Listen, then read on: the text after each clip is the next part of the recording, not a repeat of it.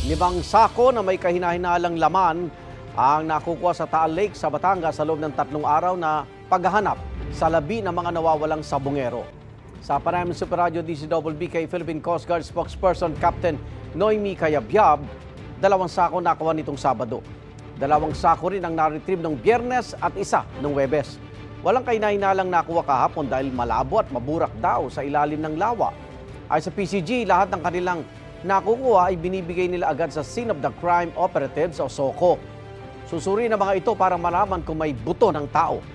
Sabi naman ng NBI Forensic and Scientific Science o Service, wala pa silang nakuha ang sample ng mga na-recover sa Taal Lake.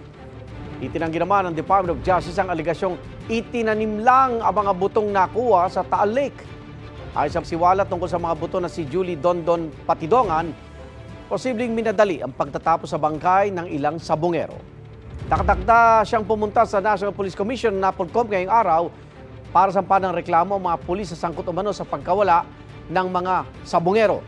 Ang isa raw sa mga pulis may pag-aaring palaisdaan sa Taal Lake.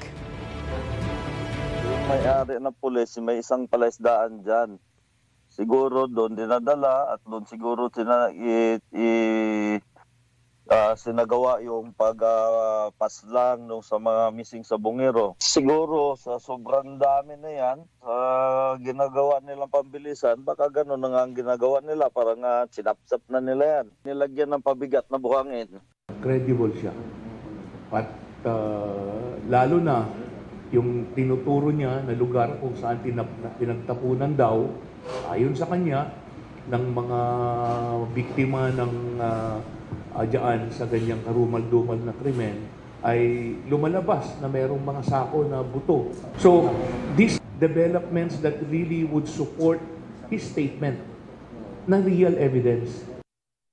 Igan, mauna ka sa mga balita, mag-subscribe na sa GMA Integrated News sa YouTube para sa iba't ibang ulat sa ating bansa.